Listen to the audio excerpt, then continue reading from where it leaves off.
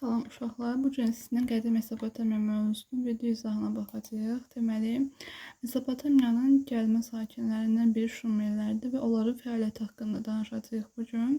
Deməli, Şumerlər tarixdə bəzi ilklərə imza atanlardır ki, onlar hansılardır? Məsələn, yazı, elm, təhsil, təsərrüfat və sair sahələrdə ilklərə imza atan xalq məhz Şumerlər olub. Həmçinin ilk yazılı qanunları da Şumerlər yaradıb. Amma Şumerlər Mesopotamiyanın yerli sakinləri olmayıb, onlar gəlmədilər. Eradan əvvəl 7-ci və 6-cı minilliklərdə deyəcəyik ki, Şumerlər Mesopotamiyaya 6 ay dalğanın ətəklərinə gələcək. Və dövr olaraq demiş olsaqsa, bu 7-ci, 6-cı minillik olduğu üçün bu neolit dövrünə təsadüf eləmiş olur. Bunu da yadda saxlayarsınız. İlk öncə Şumerlər gələndə deyirik ki, 6-cı minillikdə Mesopotamiyanın cənubunda məskunlaşacaqlar. Amma ilk öncə şimalda məskunlaşırlar, sonra cənuba gəlirlər. Daha sonra deyirik ki, Şumerlər qədim türklərin əcdadları hesab edilmiş olur. Məsələn, tarixdə ilk dəfə duluz çarxıdır. Daha sonra ilk dəfə təkəri ixtira edilənlər də məhz Şumerlərin özü olub. Eradan əvvəl 4-cü minilliyin əvvəllərində deyirik ki, Şumerlər təmiz mis, daha sonra isə misin tərkibinə müəyyən metallar qataraq tunc əldə ediblər, müəyyən məlumatlar daha doğrusu qataraq tunc əldə edirlər. Şumerlərin qazandığı bir səmahətli mənəvi nailiyyətlər vardır ki, onları Aşurlar, Finikiyalılar və Yəhudi xanları mənimsəyiblər. Həmçinin kitabda da oxuyanda bir şey rast gəlirsiniz ki, Şumerlər Misirlilər kimi daşqınlardan qorunmaq üçün bəndlər tikir və Şumerlər bir bitkidən istifadə edir ki, o xurma bitkisidir. Onun yarpağından şlyapa kimi, toxumundan isə çəyirdəyinizə kös kimi istifadə edirlər. Daha sonra sizin mövzunu öyrənəndə qarşınıza çıxacaq bir sıra şəhərlər var ki, onlardan biri Eredudur. Eredu Şumerlərin ilk şəhəri hesab olunur. Şəhərlərin özünü əvvəllər məbədin kahinləri idarə eləmiş olur deyirik. Şəhərlərin özü isə qala divarları və müdafiə qüllələri ilə əhatə olunurdu. Mesopotamiya mövzusunda olduğu kimi, Misirdə də bunu keçmişdik ki, hakimiyyətin Tanrıdan gəldiyinə inanırlar. Bu oxşar cəhətdir. Bir də siz bunu öyrənəcəksiniz Hun mövzusunda. Daha sonra isə deyirik ki, Eradan əvvəl 4-cü minilliyin sonu, Eradan əvvəl 3-cü minin əvvəllərində Şumerlərdə şəhər dövlətlər artıq meydana gəlməyə başladı. Birinci biz şəhərləri öyrənirik normal olaraq, sonra şəhər dövlətləri öyrənirik. Artıq onlar dövlət kimi formalaşır da bir-birinə. İlk şəhər dövlətlər Eredu, Ur, Kiş, Uruk, Nippur, Laqaş və Umma şəhərləridir. Eredunu həm ilk şəhər kimi götürürük, həm də ilk şəhər dövlət kimi götürürük. Daha sonra deyirik ki, şəhər dövlətlərin bir neçə əsas xüsusiyyətləri var.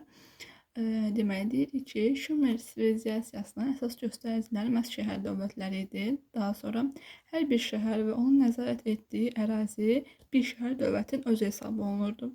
Daha sonra deyirik ki, həmin şəhər dövlətlərdə bir tanrının şərəfinə ucaldılan zükratlar olurdu ki, həmin şəhərlər o zükratların ətrafında yaradılmış olurdu.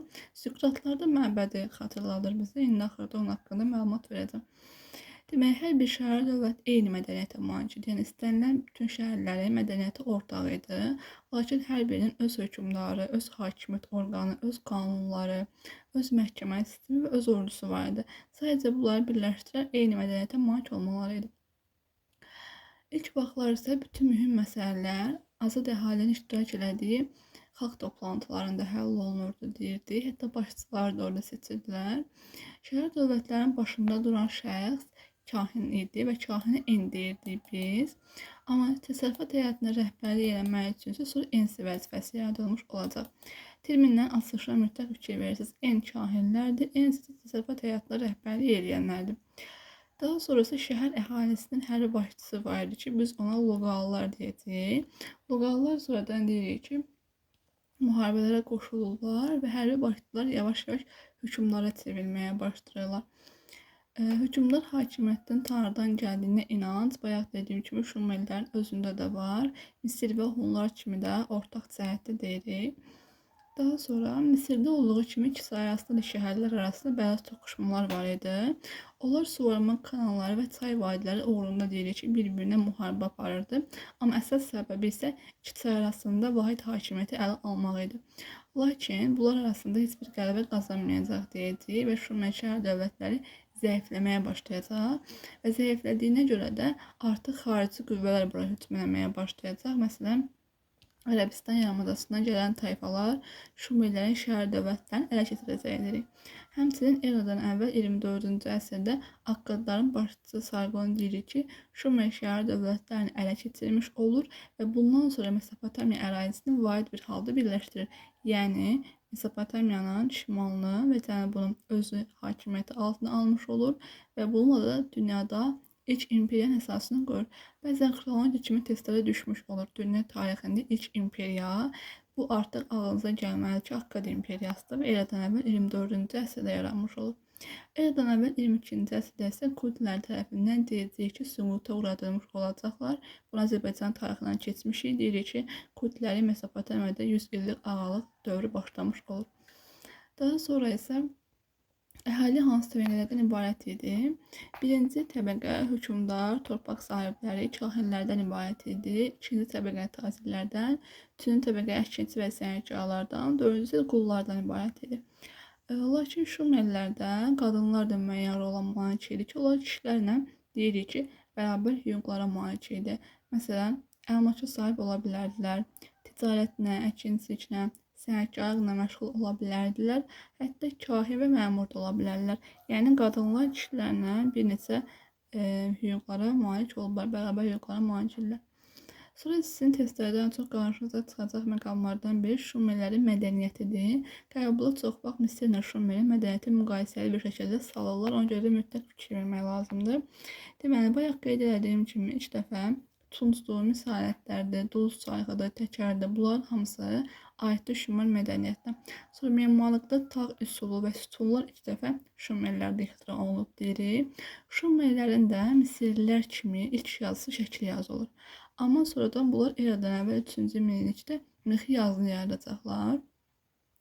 Bir də onu vurğulayaq ki, Şumerlərin şəkli yazısı ilk dəfə Uruk şəhərindən tapılıb. Bu Uruk şəhərdə biz bilirik ki, Kurdlərin hökmdarı Tilkana qarşı üsyan olunmuş şəhər idi. İndi gəlirik nə? Yazı zamanı yazını bunlar təbii ki, gil lövhələrin üzərində yazırdılar və mismarla dızırdılar. Özlərinin yaratdığı mixi yazını bir sıra xalqlar mənimsəyib deyirik. Onlardan Akkadlar, Babililər və Aşurlar. Bunu A, B, Aba kimi də yadda saxlaya bilərsiniz açar söz kimi. Şumerlilər yazıdan deyirik ki, ilk dəfə vergilər və başqa dövlət qeydiyyatı aparmaq üçün istifadə ediblər. Biz Misir mövzusu keçəndə demişdik ki, Misirlilər daha çox həndəsə sahəsində məşhur idilər, bacarıqlı idilər. Şumerlər isə riyaziyyatda daha bacarıqlı olublar. 10-luq, 60-lıq hesablama sistemindən istifadəni bacarıblar.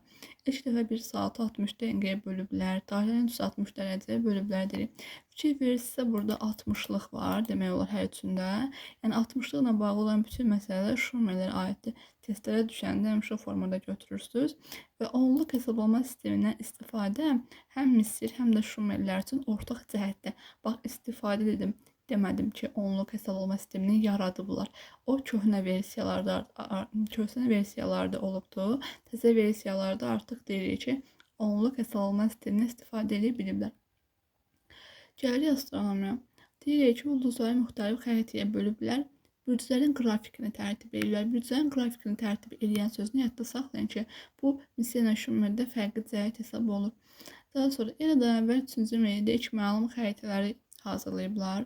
Daha sonra ay və günəş ilinə əsaslanan təqvimlər yaradıblar. İli aylara bölüblər və günəşlə ayın tutulmasının vaxtını bilirdilər.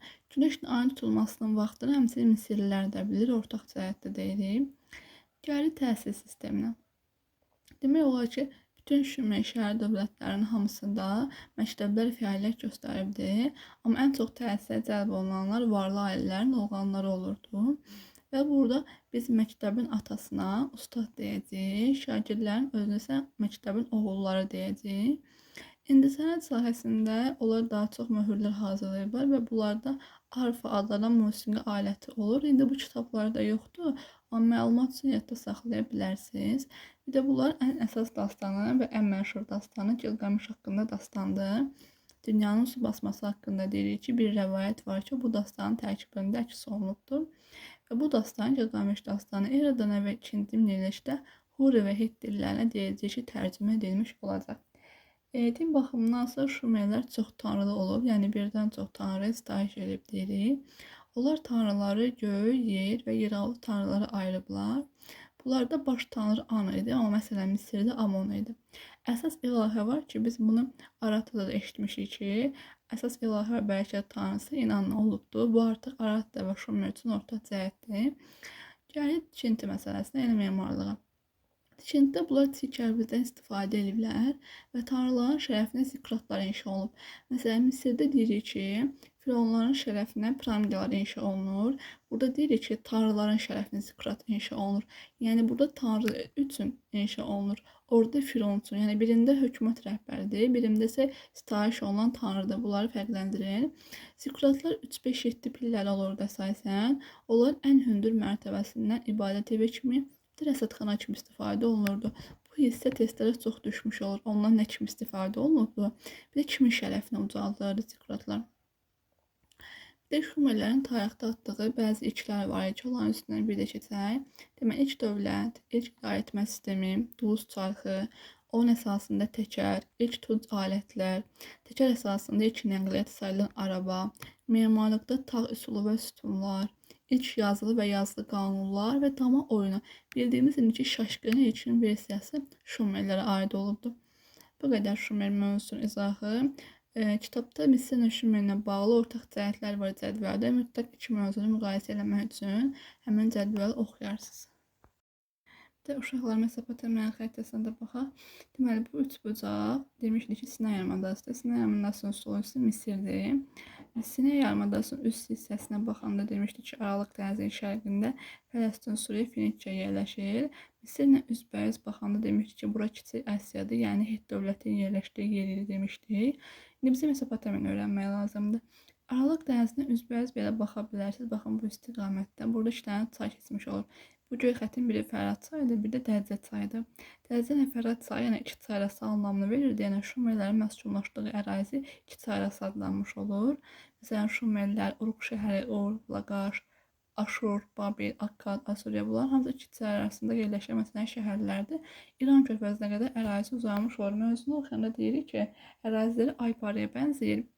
Və ərazi baxımından Aralıq dənizindən başlayırlar, İran körfəzinə qədər gəlib çıxırlar.